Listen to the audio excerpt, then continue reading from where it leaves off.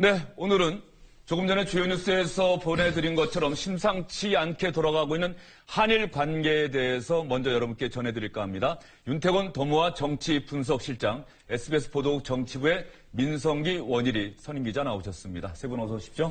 안녕하세요. 안녕하세요. 조금 전 보셨겠습니다만 부산에 있는 일본 영사관 근처에 소녀상이 설치되지 않았습니까? 일본이 여기에 반발해서 서울에 있는 일본 대사를 귀국시켰습니다. 강력한 보복 조치에 나선 셈인데요. 그동안의 과정, 부산에 있는 일본 영사관에 소녀상이 설치됐다가 철거되고 다시 설치되고 이 과정들을 저희가 한번 영상으로 준비를 해봤습니다. 경찰 물러가라! 경찰 물러가라! 지금 즉시 사례를 뒤집어놨어.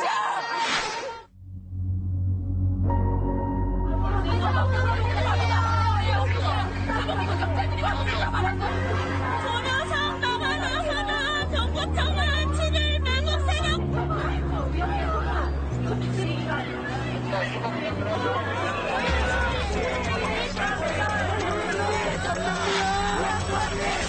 야구함이 전면부야! 야구함이 전면부야!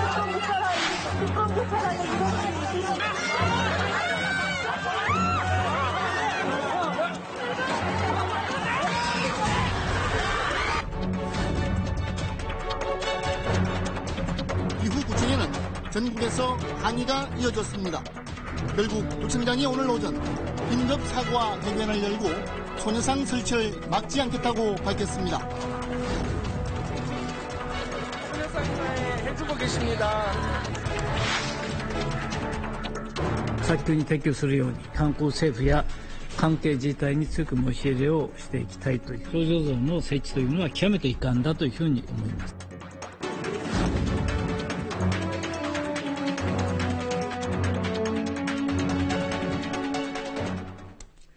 일본 장관이 극히 유감이다 이렇게 얘기를 했는데 일본의 보복 조치에 대해서 우리 외교부가 발표한 성명도 똑같습니다. 매우 유감이다. 일본도 유감, 우리 정부도 유감.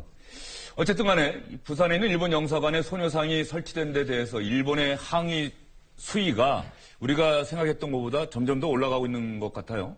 그렇습니다. 수위가 올라가는 정도가 아니라, 구체적으로 지금 나오고 있네요. 기재부에 따르면은 일본이 지금 한일 통화 스와프 논의를 중단하겠다고 지금 그런 겁니다. 기재부도 지금 유감 표명했습니다. 보복 조치라고 그러는 건데 제가 좀 찾아봤어요. 본국 대사와 지금 총영사를 지금 소환을 했단 말이에요. 예. 근데 그게 이제 정치적 행위고 외교적 행위인데 어떤 경우에 두 가지 경우가 있어요. 본국이 모욕을 당했거나 상호 관계가 훼손된 우려가 있을 때 이거 엄중 항의하는 수단이라고 그럽니다. 근데 소녀상 설치 문제가 이 두 가지 문제에 어디에 해당되는지를 아무리 찾아봐도 저는 동의할 수가 없어요. 그래서 위안부 합의사항을 보면 책임 통관, 사죄, 반성 이런 거 다 빼고라도 재단 설립하고 불가역적으로 해결하고 맨 마지막 문제 5번째가 합의사항이잖아요. 소녀상 문제는 한국 정부가 관련 단체와 협의하여 적절히 해결하도록 노력한다 이렇게 돼 있단 말이죠. 적절히 해결하려고 노력하고 있는 거잖아요. 근데 지금 일본 정부가 지금 이렇게 외교적, 경제적 보복 조치를 한다는 거는 이거는 단순한 보복 조치가 아니라 치졸 하다고 밖에는 볼 수가 없는 거예요. 이거 국제적으로 비난하지 않을 수가 없는 겁니다. 지금 그 내용을 보면은 전체적으로 지금 한중 관계에 있어서 한국 정부가 지금 이 탄핵 국면 때문에 지금 중국과의 관계에 있어서 지금 궁지에 몰리고 있는 틈을 타서 지금 일본이 이렇게 지금 이 소녀상 문제를 들고 나온다는 것에 대해서는 왜 그런지 속셈은 뻔히 보이지만 동의가 되지를 않고 이거는 치졸한 문제라고 외교적으로 국제적으로 비난받을 소지가 분명히 있어 보입니다. 일본 정부가 그렇게 얘기를 한 것 같아요. 2005년 12월 28일에 한국과 일본이 위안부 문제에 대해서 합의를 했는데 그 이후에 오히려 소녀상이 늘었다. 어쨌든 일본 정부는 그렇게 주장할 수 있다고 쳐도 일본 정부, 아베 총리 옆에 있는 사람들의 이야기가 우리 국민이 납득하기 어려운 얘기까지 막 쏟아내고 있다고 하는데 우리 정부를 범죄 집단에다 비유했다고요? 예, 아사히 신문이 아베 총리의 측근을 인용해서 한 보도를 보면요. 일본 측은 그러니까 합의대로 화해치유재단에 10억엔 보냈는데 한국이 소위 소녀상 문제 해결에 적극적으로 나서지 않은 것은 이건 일본이 보이스피싱 당한 거나 다름없다. 뭐 이런 얘기까지 했다고 그래요. 보이스피싱이요? 네. 일종의 뭐 사기당한 거다. 이런 어떻게 보면 우리 나라를 모욕하는 듯한 이런 발언인데요. 일본의 입장에서 보면 당초 우리 합의할 당시서부터 일본이 확실히 법적 책임을 인정하지 않는 상황에서 이 돈 문제, 10억엔 문제를 끌어들여온 게 이게 굴욕 외교다. 이게 나중에 활용당할 여지가 충분한 외교다. 이렇게 국내에서도 비판이 많았는데 일본이 그 부분을 정확하게 찔러 들어오면서 우리를 압박하고 있는 것 같습니다. 아니, 그런데 이 보이스피싱이라고 하는 게 말이죠. 제가 보기에는 일단 보이스피싱 그 범죄 저지른 사람들은 보통 없는 사실을 갖고 그 전화를 걸어서 돈 보내라고 하는 거 아닙니까? 거짓말해서. 이거 납득이 안 돼요, 정말. 그러니까 뭐 익명의 아베 측근의 이야기는 그렇다 치더라도 그런 것 같아요. 아까 원일 기자님 말씀하셨지만은 오항에 대해서 일본과 이제 우리 정부의 해석 차이가 너무 크다. 일본은 마치 이거 외에도 뭔가 더 있는 것처럼 소녀상에 대해서 구체적으로 그런 식의 이제 뉘앙스를 계속 풍겨왔었죠. 근데 이제 우리 정부는 강력하게 부인했습니다. 지금 조윤선 장관이 이제 여성부 장관 할 때도 그렇고 지금 강은희 장관도 그렇고 윤병세 외교부 장관도 그렇고 다른 합의는 전혀 없다라고 이제 강력하게 주장을 했거든요. 근데 제가 우리 정부의 대응에 대해서 조금 궁금한 것은 자, 우리 정부도 유감을 표명했습니다. 근데 일본의 그 보복 조치에 대해서 유감을 표명한 거지 예를 들어서 이 소녀상 설치는 뭐 당연한 이제 시민들의 권리다라든지 뭐 이거에 대해 가지고는 언급을 하지 않았다는 거죠. 정부는 기본적으로 소녀상 설치에 대해서 민간이 하는 그렇죠, 분야이기 민간이 때문에 하는 정부가 이래저래 할 수 없다고 없다라는 해왔죠. 거죠. 예. 그래서 계속 이제 뭐가 있는 듯이 하는데 이게 생각이 나요. 1965년에 한일 독도 밀약이라는 게 있었습니다. 이제 양국 정부는 공식적으로 부인을 하고 있는데 여기 항목들을 보면은 양국은 서로 독도가 자국 영토라고 주장할 수 있다. 양국은 서로 각자의 주장에 대해서 반대할 수 있다. 그 다음 세 번째가 중요한데 치료적 지배, 한국의 치료적 지배는 인정한다. 그리고 네 번째 항목이 한국은 경비 병력을 확충하지 않는다. 뭐 이런 조항이 돼가지고 사실상 이 큰 가닥은 이어지고 있는데 그러면은 이 소녀상 부분에 대해 가지고도 혹시 뭐가 있는 게 아니냐. 그러니까 일본이 저렇게 강하게 나오고 우리는 없다라는 이야기밖에 그리고 없다라는 이야기를 우리 국민들한테는 하지만은 뭐 한일의 이런 테이블에서는 그런 이야기를 또 강하게 한 적이 없단 말입니다. 그러니까 이제 뭐가 있는 거 아니냐 생각을 하는 거죠. 제가 하나 제안 하나 하고자 해요. 그래서 뭐 정부 당국자는 뭐 책임이 있고 다 이제 외교적인 어떤 체면이 있고 문제가 되니까 그 뭐 말을 가려서 하겠지만 아사히 신문을 통해서 지금 일본 정부가 지금 막말을 했잖아요. 보이스피싱이라며요. 지금 이 돈 보냈는데 왜 약속 안 지키냐 그 얘기잖아요. 보이스피싱을 일본 말로 어떻게 했는지 모르지만 뭐 흔히들 하는 말로 그냥 속어로 뭐 내다봐이란 말 비슷하게 지금 이해가 되고 있는데 그렇다면 우리 정부는 할 말을 못해도 우리는 언론이기 때문에 언론 대 언론으로 할 얘기는 분명히 하자 이거죠. 그렇다면 그렇게 생각한다면 작년 9월 1일자로 입금됐던 100억엔 108억 원 그거 지금 수령 안 하고 있어요. 돈 그대로 있거든요. 그거 보이스피싱이라고 생각하면 도로 가져가시면 되는 겁니다. 그거. 그러니까 이게 이 문제가 지금 이 정부 대 정부 차원에서 약속을 지키냐 안 지키냐의 문제가 아니라 우리 국내 정서, 이 위안부 문제 합의에 대한 민간 차원의 불만의 목소리든 우리는 그걸 할 권리가 있는 거고 그 얼마든지 할 수 있는 권한이 있는 겁니다. 이 문제를 이런 식으로 비하하고 조롱한다면은 그 돈 도로 가십시오라고 지금 일본 정부에 말할 수 있다고 저는 생각을 합니다. 예. 어쨌든 뭐 그 돈 돌려보내려고 하면 또 우리 정부가 또 송금을 해야 될 텐데 우리 정부가 2015년 10월 28일 한일 간의 세계양의 위안부 합의 저도 찾아봤더니 그날 SBS 8시 뉴스도 한 16분에 걸쳐서 상당히 집중적으로 보도를 했었습니다. 그런데 그 당시 합의가 정말 제대로 된 합의였느냐라고 하는 논란은 그때부터 있어 왔는데 지금 상황이 이렇게까지 전개가 되다 보니까는 우리 정부가 과연 협상을 제대로 한 것인지 그런 비판하는 목소리가 나오고 있는데 당연히 야당에서 나오고 있습니다. 야당의 이야기 한번 들어보시죠. 10억엔 주고서 소녀상 철거 안 했다고 우리나라에게 오히려 뻣뻣하게 저렇게 요청하는 일본 외교 당국자들을 보면서 정말 굴욕감을 느낍니다. 뭐가 굴욕 외교인지 새누리당, 보수신당에게 묻고 싶습니다.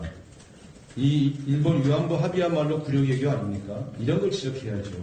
저는 이 문제에 대해서 다시 한일 위안부 합의만큼은 다시 재개해야 된다, 재검토해야 된다, 이렇게 생각합니다.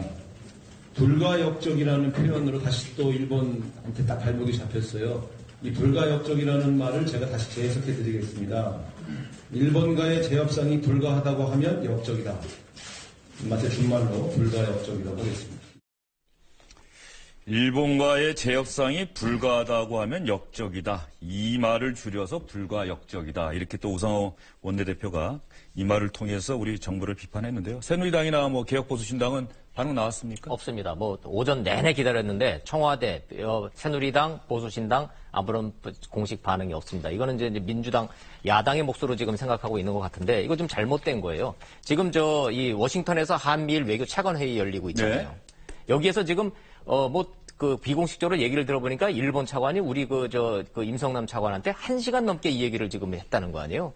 집요하게 지금 그 소녀상 문제를 지금 짚고 넘어가고 늘어지고 있는 건데 이미 1년 전에 이거 합의를 할 때 언론에서 이 문제에 대해서 충분히 지적하고 우리 정부 이 협상 태도와 이 협상 그 결과물에 대해서 문제 있다라고 지적을 한 바죠. 딱 두 가지잖아요. 불가역적이라는 표현하고 적절히 해결한다는 이 애매모호한 표현. 근데 불가역적이라는 이 표현은 우리가 일본에 대해서 요구하고 있는 게 아니라 이제는 일본이 우리한테 지금 요구하고 있는 거기 때문에 이 표현 자체를 받아들인 거에 대해서 근본적으로 비판을 하지 않을 수가 없는 거예요, 지금. 그리고 예. 적절히 해결에 노력해야 된다라는 이 애매모호한 이 표현에 대해서 이거를 이렇게 합의를 하려면은 위안부 할머니들, 그 당사자들하고 그리고 우리 시민단체와 우리 국민들하고 충분히 소통을 좀 했었어야 되죠. 그거를 건너뛰고 한 결과가 지금 1년 뒤에 이렇게 좀 터져 나오는 거라고 봅니다. 네. 그런 면에서 보면 우리 외교부는 일본 정부는 1시간 동안 만나는 자리에서 1시간 넘게 이 얘기 계속한단 말이죠. 상당히 적극적인 모습을 보이는데 우리 정부는 뭐가 할 수 있는 게 과연 있을까요? 지금은 거의 답이 없는 상황인 것 같습니다. 국내적으로 보면 이 합의 자체에 대한 국민 여론이 안 좋기 때문에 외교부가 그 시민단체나 관련자들에 대해서 어떻게 설득할 수 있는 방법이 없고 외교적으로 보면 불가역적이라는 아까 표현 얘기도 나왔지만 그 합의문을 보면 또 비난을 자제한다 또 이런 표현도 들어가 있어요. 그러니까 외교적으로는 유감이다. 이외에는 별로 할 수 있는 게 없는 외교부로서도 답답한 그런 상황인 것 같습니다. 어쨌든 우리 입장에서 보면 일본 정부의 행태에 대해서는 화가 나고 또 우리 정부와 우리나라 국민을 범죄 집단에 마치 비유하는 듯한 발언은 도저히 용납할 수 없는 발언인데 생각하면 생각할수록 왜 우리 정부는 박근혜 정부는 이런 위안부 합의를 왜 했느냐. 그러니까 이게 조금 거시적으로 보면요. 우리의 이제 전략적 선택으로 해가지고 깊은 고민 끝에 이렇게 우리 독자적으로 했다라고 하면은 역사를 내다보고 욕도 먹지만은 책임도 지겠다 이럴 수가 있는데 이 당시로 되돌아가 보면요. 박근혜 대통령이 그 중국 전승절에 참여를 하지 않습니까? 전승절이라는 거는 일본한테 중국이 승리를 한 행사잖아요. 그쪽에서 이제 미국의 일본의 이제 좀 음으로 양으로 우려에도 불구하고 정승절에 참여해가지고 이 동북아에서 보면은 안보의 축과 역사의 축에서 한국이 중국하고 손을 굳건히 잡은 것처럼 보였지 않습니까? 그런데 북핵 실험이 이어지니까 확 돌아섰다는 거죠. 그때. 그러니까 그러면 이제 우리가 주체적으로 어떤 판단을 하는 것보다 중국하고 가까이 있었다가 북한 변수가 생기니까 돌아섰고 그때 기억하실지 모르겠는데 웬디 셔먼 미 국무부 부장관이 한일 양국에 대해 가지고 똑같이 민족주의적 정서하고 그걸 활용하는 정치인 때문에 문제가 있다라고 해가지고 우리 쪽에서는 반발이 크게 심했었는데 실은 다 아는 거 아니겠습니까? 오바마 정부에서는 이 합의에 대해 가지고 계속 추동을 했었고 합의가 이루어지니까 매우 환영을 했었죠. 반기문 유엔 사무총장 시절에도 마찬가지인데 그러면은 이 비판적으로 본다면은 이게 이 문제 자체에 대해서 역사적 접근, 아까 말씀하신 당사자적 접근이 아니라 지금 북핵 실험이라는 게 5차까지 이어졌는데 한 번 실험 때문에 이 문제를 이렇게 풀어버린 거 아니냐라고 볼 수밖에 없다는 거죠.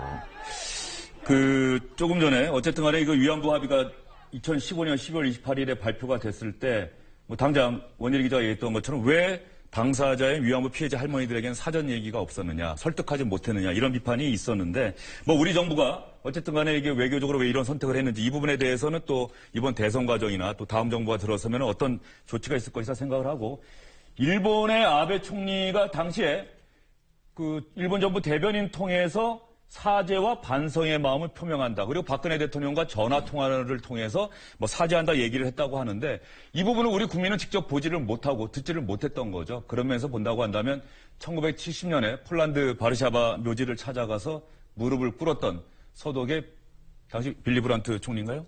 그 빌리 브란트 총리의 그 사진 한 장, 그 모습만 만약에 일본 총리가 보여줬다고 한다면 우리 이 과연 위안부 합의가 지금 이 지경까지 됐을까 하는 그런 생각도 드는데 어쨌든 간에 일본 정부의 보복 조치 때문에 한일 관계가 한일 위안부 합의 이전으로 지금 돌아가는 극한 대치 국면으로 돌아가는 모습이다. 이렇게 말씀드릴 수가 있겠습니다. 저희는 다음 주제로 넘어가도록 하겠습니다. 어제 박근혜 대통령 탄핵 심판 2차 변론에서 박근혜 대통령 측 대리인단이 한 얘기가 계속해서 하루가 지났는데도 논란이 되고 있습니다. 촛불 민심이 국민의 민이라고 소추하는 쪽은 주장하지만 촛불 집회를 주도한 세력은 민중총궐기 투쟁본부고 투쟁본부 세력은 민주노총이다. 그래서 촛불 민심은 민심이 아니다, 민의가 아니다 이렇게 얘기를 했고요. 또 하나는 광화문의 대규모 촛불 집회를 주도하는 세력은 민주노총으로 김일성 주체 사상을 따르고 태극기를 부정하는 이석기 전 통합진보당 의원이죠. 석방을 요구하며 거리 행진을 한다. 북한의 노동신문이 남조선 언론을 가리켜 최근에 최순실 씨 국정농단 사태에 대한 우리 언론의 보도죠. 남조선 언론을 가리켜서 시대의 선각자나 의로운 행동에 나섰다고 보도하고 있다. 이렇게 얘기를 했는데요. 여기서 계속해서 하나 더 전해드리죠. 추미애 대표 이야기도 있는데 추미애 대표 이야기를 조금 이따가 전해드리고요. 그 다음에 이 박근혜 대통령 측 대리인단이 박근혜 대통령을 소크라테스와 예수에 비유한 얘기도 있습니다. 국회는 탄핵안이 다수결로 통과됐음을 강조한다. 300명의 의원 가운데 234명이 찬성했죠. 소크라테스도 배심 재판에서 사형 선고를 받았고 예수도 군중 재판으로 십자가를 졌다. 다수결의 함정을 선동하는 언론 기사에 의해 부정확하고 부실한 자료가 증폭된다면 민주주의의 다수결이 위험할 수 있다. 글쎄요, 아무리 읽고 다시 한번 읽어봐도 민성희 기자, 저로서는 쉽게 이것 또한 납득이 안 되는 논리 같은데 어떻습니까? 이 탄핵 심판 자체를 법리적인 그런 장소가 아니라 이게 정치 공방으로 좀 몰고 가서 이 이념 대결의 장소로 좀 변질시키려고 하는 거 아닌가 이런 의도가 좀 읽히고요. 강경 보수 세력 조금이지만 이런 강경 보수 여론을 결집시켜서 좀 엄호를 받겠다 이런 의도가 좀 읽히는 대목인 것 같습니다. 그래서 아까 조금 전에 말씀드린 것처럼 추미애 민주당 대표가 이 박근혜 대통령 대리인단의 주장에 대해서 이렇게 비판을 했습니다. 박근혜 대통령 측 변호인이 도저히 용납이 안 되는 상식 이하의 망언들을 쏟아냈습니다. 변론이 아니라 촛불을 들고 나온 국민을 상대로 색깔 극장에서 색깔 연출을 했던 것입니다. 촛불은 민심이 아니다. 변호인의 망언은 헌법재판소와 헌정 질서를 능멸하는 행태였습니다. 국민의당에서도 논평이 나왔더라고요. 국민의당 논평도 추미애 대표와 비슷합니다. 예수 발언을 빗댔습니다. 예수도 대한민국 광화문에 있었다면 촛불을 들었을 것이다. 박근혜 대통령 대리인단의 주장을 정면으로 야당에서는 반박하고 있는데요. 원일 기자는 소크라테스와 예수 발언, 어제 이념 논쟁 이 얘기까지는 저희가 했었는데 이 소크라테스와 예수 발언은 조금 나가도 너무 나간 것 아니냐 이런 얘기도 있어요. 그 변호인단 내부적으로도 그 두 가지가 지금 내부적 비판의 목소리가 나오고 있다는 거예요. 하나는 소크라테스와 예수 문제. 저희 얘기는 100만 촛불 시민을 우매한 군중으로 지금 규정하고 있는 거고요. 그리고 박근혜 대통령을 예수나 소크라테스에 그렇죠. 어느 시점이 딱 되면은 결국은 세상을 구원해준 사람을 몰라보고 지금 돌을 던졌다. 이제 이런 논리로 좀 접근하겠다는 건데 무엇 때문에 지금 이러는지는 예측 가능해요. 이미 대통령 그 신년 기자 간담회에서 이 예고편은 나왔단 말이에요. 두 가지였죠. 완전히 엮였다는 겁니다. 지금 법적으로 자기는. 그래서 이게 전면 부인하는 방향으로 좀 가겠다는 것이고, 똑같은 맥락을 최순실 씨 첫 번째 공판에서 읽을 수가 있어요. 모든 혐의를 전면 부인하느냐라는 재판부의 질문에 대해서 최순실이 아주 명확하게 대답했단 말이에요. 네, 그렇습니다. 억울한 부분이 많이 있습니다. 자, 그럼 대통령의 지금 이 엮였다라는 이 프레임하고 최순실의 나는 억울한 부분이 너무 많다는 이 프레임이 그대로 변호인단의 논리 속에 지금 녹아져 있는 건데, 이렇게 해서 이거는 탄핵 인용 기각 그 전에 헌재 기간 전과 후로 지금 나눠질 수가 있는 건데, 전에는 이러한 그 법리 논쟁이 아니라 정치 논쟁, 이념 논쟁, 프레임 논쟁으로 해서 탄핵 심판을 시간을 끌 수 있는 그 효과가 있는 것이고, 두 번째는 그 이후에 애프터 헌재 결정 이후에도 이 지지층에 대한 콘크리트 지지층만 유지하고 가면은 탄핵 이후에도 정치적 활로가 있다라는 어떤 이 정무적 판단이 지금 들어가 있는 거죠. 그래서 저거는 변호인단의 어떤 법리 논리 구성이 아니고 박근혜 대통령이 현 상황을 바라보는 정무적 정치적 판단에 근거한 이런 논리 전개로 봐야 되는 겁니다. 법원에서 재판이 진행되고 있는 상황에서는 저런 얘기를 아마 하지 못했을 텐데 이 헌법재판소 변론이다 보니까 정치적 주장까지 하는데 서석구 변호사라고 하죠. 대리인단에서 이 얘기를 계속하는 게 이 서석구 변호사가 이런 얘기를 한 의도, 뭐 언론의 이런 반응, 뭐 야당의 반응 당연히 예상했을 텐데도 이런 얘기를 했던 의도가 아까 뭐 이념 전쟁 여기까지 나가는데 뭐 또 다른 게 또 있다면 뭐가 있을까요? 이게 서석구 변호사라는 분이 이 대리인단에서 연조로 지금 제일 높은 걸로 알고 있습니다. 44년생이신가 이럴 건데 이분이 어버이 연합 법률 고문이에요. 그리고 이제 여기는 우리가 대리인이라고 부르지 않습니까? 변호인이라고 안 부르고. 예. 노무현 전 대통령 탄핵 때 대리인이 여러 명 있었는데 그중에 한 명이 문재인 전 대표입니다. 그러니까 탄핵 심판의 대리인은 그런 정도의 역할이고 나를 대신해서 말해주는 사람이거든요. 법적으로 나를 그냥 변호만 해주는 사람이 아니라 그러면은 대통령의 의중이 여기에 실려 있다고 밖에 볼 수 없는 거겠죠. 그러니까 이게 과연 이게 상식적으로 생각할 때 그리고 어제 재판관들한테도 별로 좋은 반응을 얻어내지 못한 것 같습니다. 나중에 이제 재판장이 서면으로 제출하십시오 이런 이야기까지 했다고 하는데 그렇다면 왜 이런 이야기를 했느냐라는 걸 이제 생각할 수밖에 없는데 유리하진 않을 거다. 하지만 최소한의 지지층들을 결집하는데 목표를 두겠다. 이 생각밖에는 안 되는 거죠. 근데 그것도 모르겠습니다. 대통령이 뭐 한때는 박근혜 대통령에게 35% 콘크리트 지지층이라고 했지 않습니까? 그러면은 보수의 대부분이 35% 콘크리트 지지층인데 이런 서석구 변호사의 논리는 제가 생각할 때는 한 5% 내지 좀 크게 봐줬을 때 한 10%. 이게 너무 스스로를 협소화시키는 게 아닌가. 이 정도만 지켜가지고는 나에게 뭐 5%, 10% 지키고 있으면 35%까지 확장할 수 있다. 이런 계산이 있는지는 모르겠는데 제 생각에는 확장성을 스스로 떨어뜨리는 행동인 것 같아요.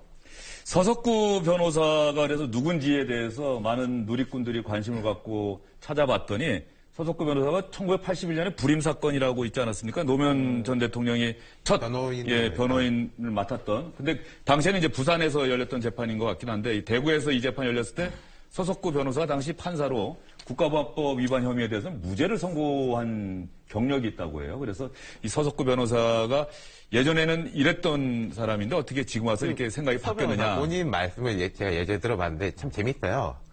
근데 재판할 때 몰랐는데 나중에 보니까 그 사람들이 다 빨갱이더라. 그 나중에 내가 깨달았다. 뭐 이런 이야기까지 했었습니다. 예. 가장 앞거는 그 100만 촛불 집회에서 나왔던 그 노래의 작곡자가 누군지 아십니까? 바로 김일성 찬양 노래를 작곡해서 처벌받았던 그 사람입니다. 이 부분이 제일 이제 앞건이에요. 그래서 이 내부적으로도 지금 이제 물론 이런 반탁 세력이라 그러잖아요, 지금.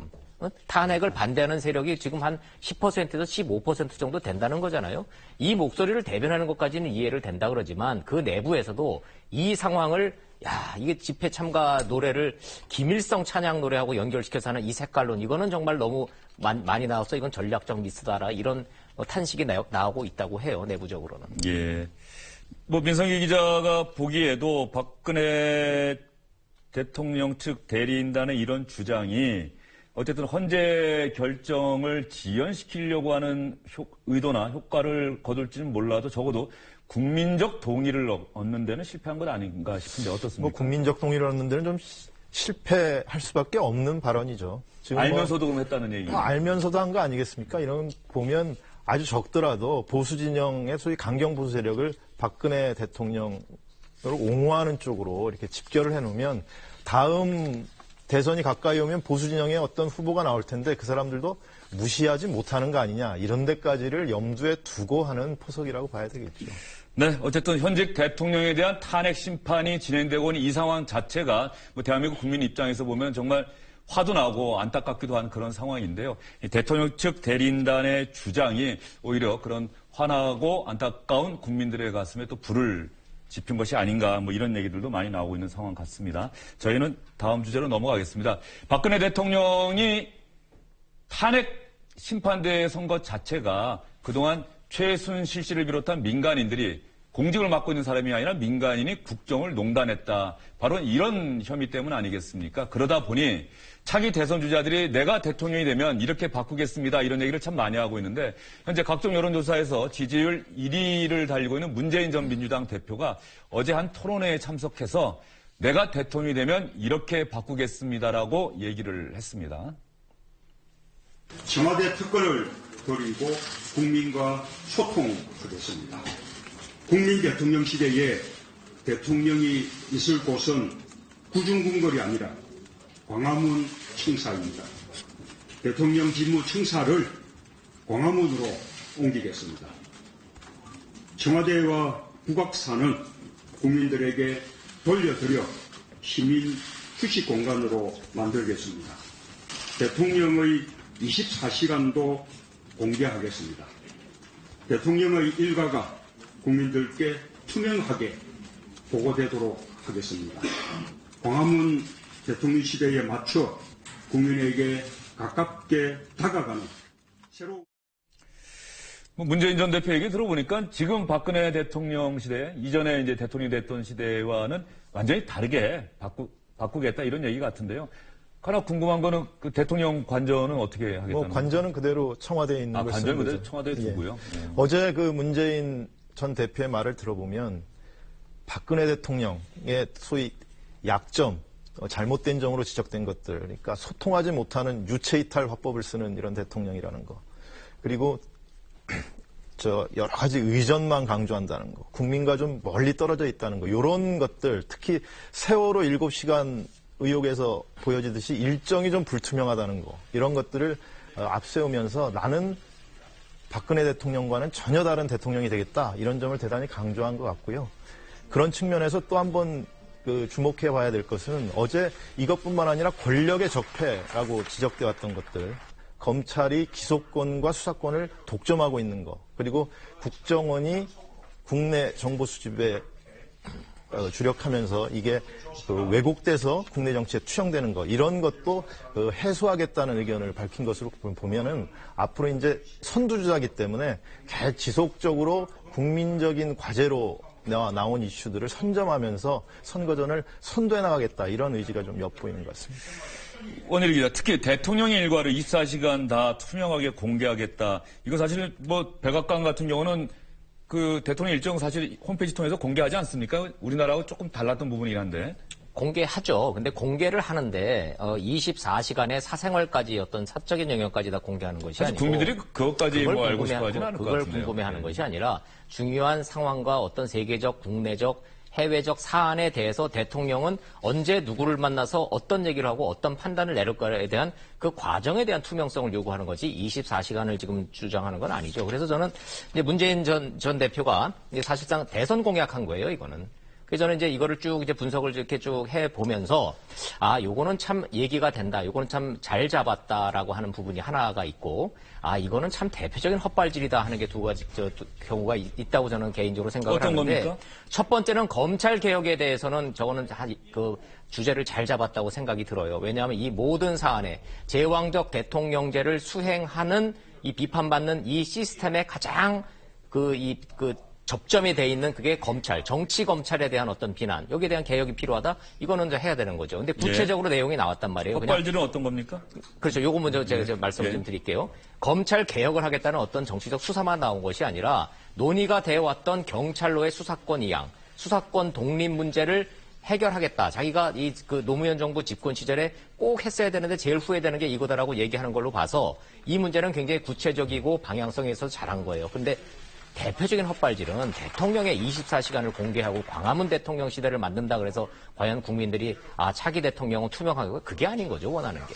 그 대통령의 24시간을 공개하겠다, 이거는 좀 상징적인 표현이라고 보는 게 맞는 거 아닌가 싶습니다. 그러니까 모든 일정을 공개하겠다는 게 아니라 진짜 국민들한테 국민이 알아야 될 일정, 나의 정책을 어떻게 펼 것인지를 국민들이 이 일정을 보고 예측할 수 있는 이런 걸 만들겠다는 거지, 내가 대통령이 되면 24시간을 모두 공개하겠다 이런 뜻이라고 보는 거는 좀 성급한 것 같아요. 문재인 전 대표 생각은 내가 알겠는데 윤태권 실장, 저희가 다 알겠죠. 문재인 전 대표 생각은 어떤 건지 다 알 수는 있을 것 같은데 굳이 뭐 청와대로 옮겨서 광화문 청사로 가고 뭐 이런 것까지 또 국민들이 요구했던 건 아니잖아요. 뭐 미국에도 백악관이 있고 대통령들이 따로 일하는 공간들은 다른 나라로 다 두고 있는 건데. 사실 지난 대선 때 문재인 안철수의 공통된 공약이었어요. 같이 공약한 건 아니고 두 사람 다 동시에 이런 공약을 했었는데 그때 저도 이거 좀 실무적으로 좀 따져봤었는데 이 이동 문제라든지 그리고 이제 긴급 상황 발생 시에 이제 관저하고 집무실에 이제 이격 문제 같은 게 좀 고민거리더라고요. 이걸 어떻게 해소할지 모르겠고 근데 제가 좀 다른 각도로 보는 게 이 하나하나에 대해서 짚어보는 것도 중요하지만은 왜 이런 식으로 이야기했을까? 두 가지 의미가 있는 것 같거든요. 개헌론에 대해 가지고 개혁 프레임으로 맞대응을 하는 거죠. 문재인 전 대표 같은 경우에 아니 나도 개헌 반대하는 게 아니라 나도 집권하면 바로 개헌하겠다라고 약속은 하고 있습니다만은 어찌됐건 개헌이 문제가 뜨는 것에 대해서는 또 부정적인 입장이기 때문에 개혁 프레임을 걸겠다라는 게 첫 번째 의도로 보이고 두 번째로는 그런 말들 많이 하지 않습니까? 자기가 다 대통령 된 줄 안다. 특히 뭐 박지원 전 대표 이런 사람이 그런 공격을 했는데 대세로는 인정하겠다는 것 같아요. 그래, 나는 1등이다. 대세로는 탄 사람이다. 그렇기 때문에 이런 식으로 구체적인 이야기를 하겠다라고 방향을 완전히 잡은 것 같습니다. 근데 이거는 이제 조금 우려가 되는 바가 조기 대선이 된다고 할지라도 한 120일 정도인데 과연 120일 동안 최선두권에서 이런 식으로 구체적인 공약들을 내세우면서 한 호흡으로 쭉 갈 수 있을 것인가. 다른 사람들은 처져 있지만은 뭐 연대도 했다가 뭣도 했다가 이제 스토리들을 이제 만들어 올라갈 거 아니겠습니까? 근데 이제 문 대표 같은 경우에는 마라톤을 치면은 최선두에서 맞바람을 맞으면서 처음부터 끝까지 달리겠다. 이거는 좀 쉽지는 않을 겁니다. 네, 문재인 전 대표 측에서 윤태권 실장의 이야기를 좀 귀담아 들어야 되는 건 아닌가 이런 생각도 드네요. 세 분 오늘 말씀 잘 들었습니다.